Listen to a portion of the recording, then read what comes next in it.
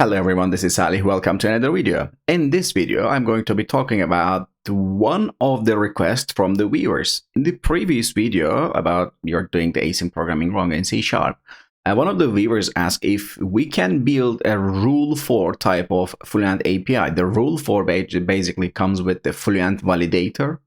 If you use Fluent Validator, you can create your own validation rules by just chaining some functions on top of each other. So you can say NotEmpty WithMessage, which means WithMessage part just comes after NotEmpty or not whatever it is. So one of the viewers asked if we are able to, if I'm gonna be able to build something on top of that. And then in this video, we are going to be talking about what is builder pattern and also how we can build, but also we will be able to build a validator. And it's not going to be 100% working validator, but at least you're going to get the idea how you can chain functions. And for example, he said over here to adding some order, for example, like NotEmpty followed by WithMessage, we will be creating these too. So it is a nice technique though.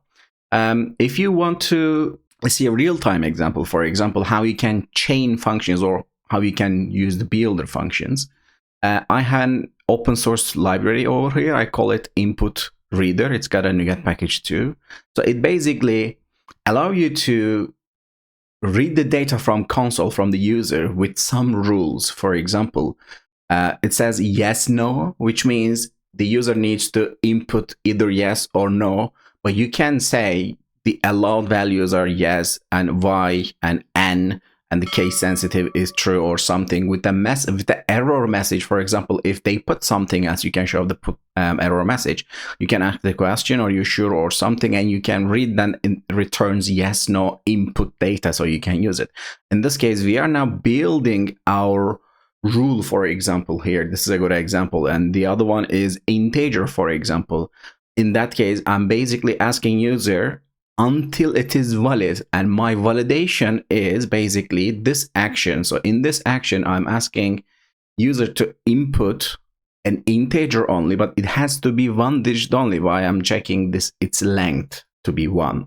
Until, as long as it is one, it is going to break the loop. But if it is not one character long, so it is going to ask the same question, keep asking the same question. It's because it says read until valid. So I am basically able to generate the same value with the read or read until valid, and or with until in range, for example, if it is date. So you can just review these projects code.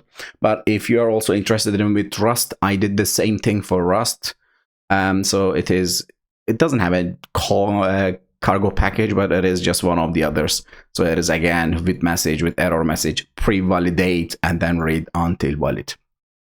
Before we dive into whatever we have in C#, I'm going to ask you to subscribe the channel if you haven't already, and then hit the like button. And also, if you have any other question, feedback, or any ideas for the next videos, please let me know in the comment section below, and let's dive into it.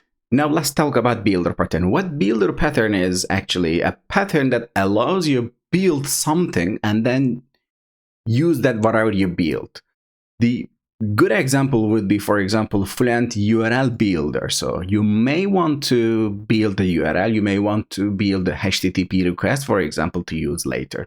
But also we can build this URL, for example, just like chaining the functions, and then call its build URL function, which returns the string, the whole URL, for example.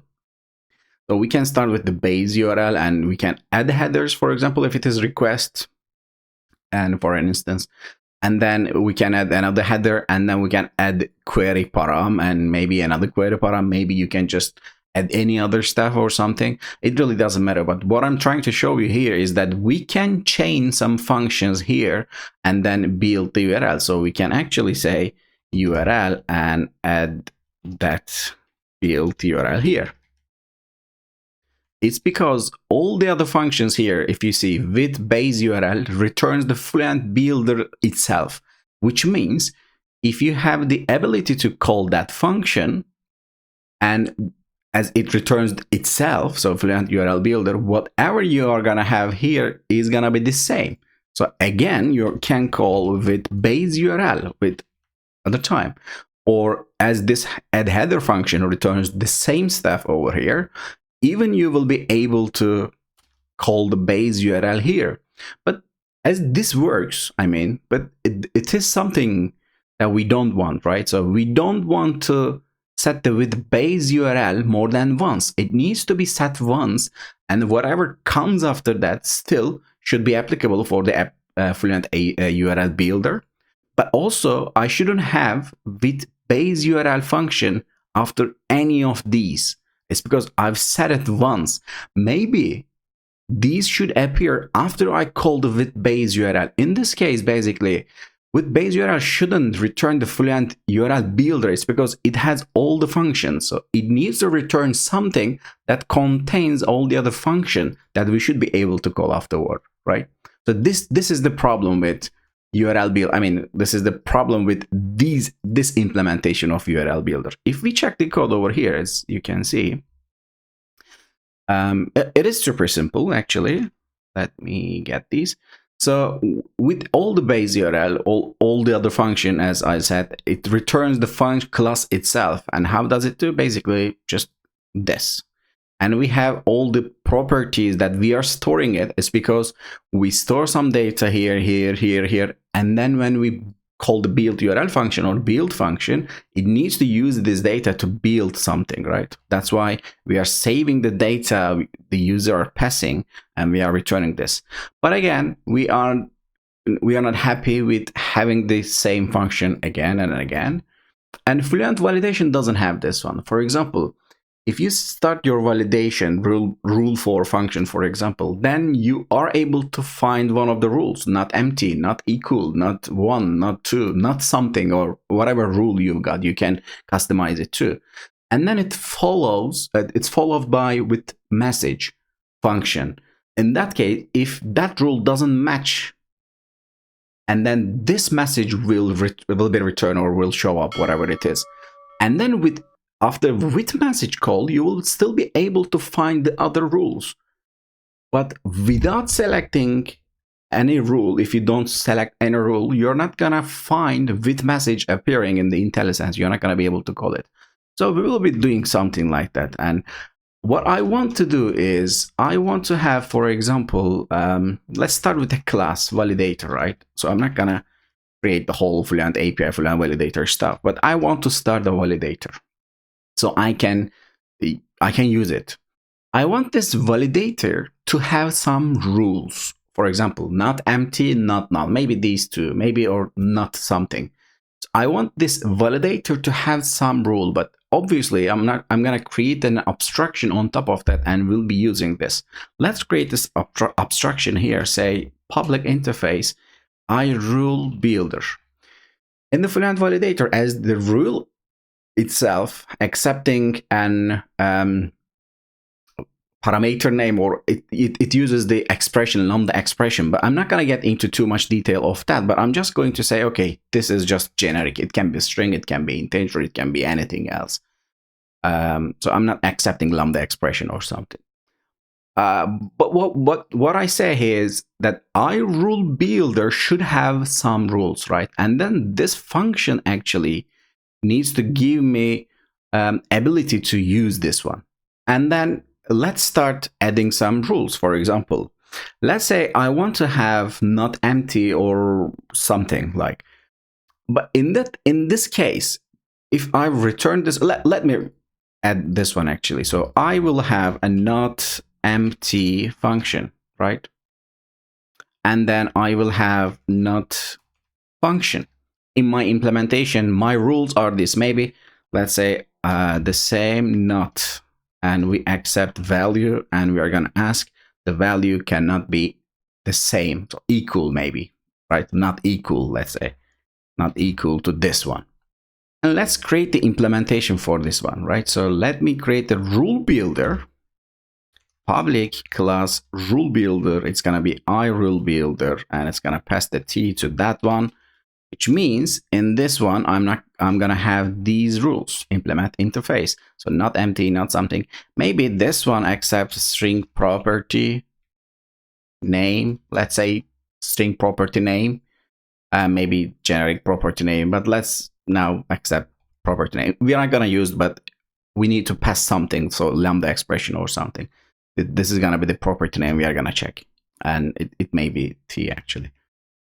After here, let's say this rule validator function is going to have rule for function, let's say rule for, and public, and this is going to return this one. It's gonna be t, it's gonna accept string or t parameter name, property name, it doesn't matter. And let's say it is gonna create this one, this implementation that we've just created. So in here, for example, now let's say I now have a validator and rule for, right? So it is gonna be string, for example, and say name. Now from now on, I'm gonna be able to see my NotNull or not equal or NotEmpty function. Perfect. So let's say NotEmpty. If I add another dot, as you see, okay, I'm still seeing not equal, not empty, not something, something. But in the Fluent validation, if I remember correctly, actually you can do that. You can chain multiple ones, but also it is followed by the WithMessage, right? So now we need to implement the WithMessage. So these are rules, but WithMessage means rule option, let's say. It's because now it's not rule itself, but it is an option for the rule with message. Let me create an interface for that one. So let's say public interface, rule builder options, and it's gonna be t again. And also let's say now return the same stuff. It returns the same stuff with message, and the message should be string. Okay, now we need to implement something. Can I use the same class, same implementation here? I can.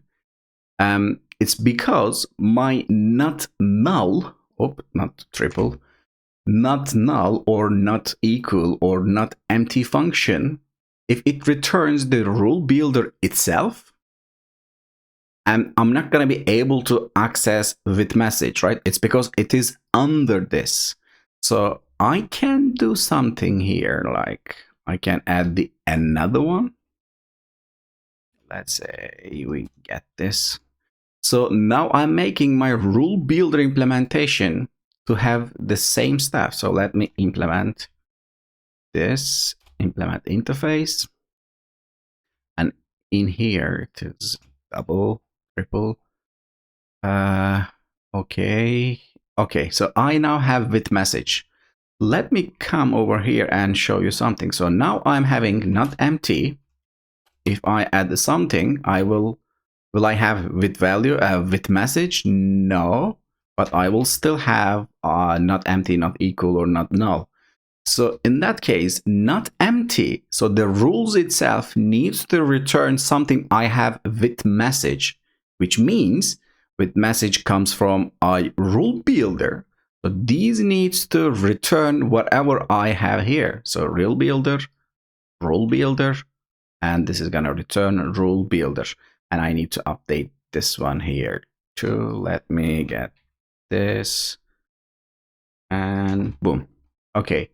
Now my rule builder, my rules in rule builder return the option, which means I'm now gonna be able to access, let's say, WithMessage right now.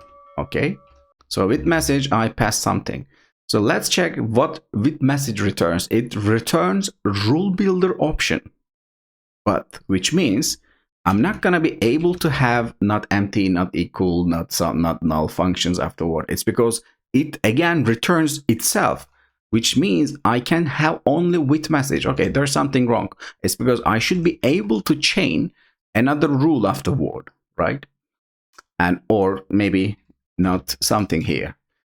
WithMessage, as it returns the rule builder option, then WithMessage should return the rule builder itself. So rule builder, so I should still be able to use not null, not equal or something. So WithMessage here should return I rule builder, which means I need to update this one here. Okay. In this case, let's check. So not null and not empty with message. I'm still able to use that. Will I have with message again? No, it's because it doesn't return itself, but not empty and not equal maybe to this. And I can still use with message itself. Okay, this is exactly what we want. I'm just going to make a little improvement over here. So it's because now my rule builders are over here and my rule builder options are there, but the rule builder options will be there as long as I have rule builder. And in our case, for example, in our rule builder, as I'm already implementing both of these, what I can do is I can use the iRule builder and add it into the option, which means whoever implements this interface is going to have to implement this iRule builder interface too, which means there's no changes in my case. I just implement iRule builder option. My rules are returning its option, and then my option is returning the builder itself, which allows me to add or chain not empty with message, not equal with message, and not something, and then not something. And as you see, for example, now I'm able to, it's because these not equal returns, let's say null, not equal or not empty returns iBuilder option itself. But remember, our rule builder option means also iRule builder. So in that case, now I'm able to chain not null, not empty. So I can chain my rules for each other without adding any with message. But again, I can basically add any with message anywhere I want, right? So let's say this has message, this has message, this doesn't have, this has message, and this doesn't, for example. What is great about this one, actually, I can extend. So I can use extension functions for my rules. For example, if my rule is string only, or if my rules type is integer only, let's say, I can add something. Well, so let's say I want to extend maybe not equal. I don't want to do that, right? So I don't want to check if it is empty string or something as this check, but what if it is space, right? So I should be able to trim and do some sort of stuff, but I don't want to do that every time I use something. So I want to extend my function, my rules over here by adding another. If I add my function, my rule under these under this builder, for example, if here, then it means it's going to appear everyone. But I just want to have the same stuff for as long as the type of this is string only. So now I'm gonna create extension class over here. Let's say static class rule builder extensions, and then I'm gonna have, so this extension, as it is again rule, it's going to return whatever my rules are returning. So for example, iRule builder option, I say I'm gonna return this, and name would be not empty space, right? So it is gonna accept T, and then now I need to do something, and this is gonna be this rule builder of T, and let's say rule builder. Now I'm accepting rule builder, which means this is going to be an extension function for rule builder only, and then it's gonna return the rule builder option. Oops. It is empty one, actually. It's because I already have a function not equal, right?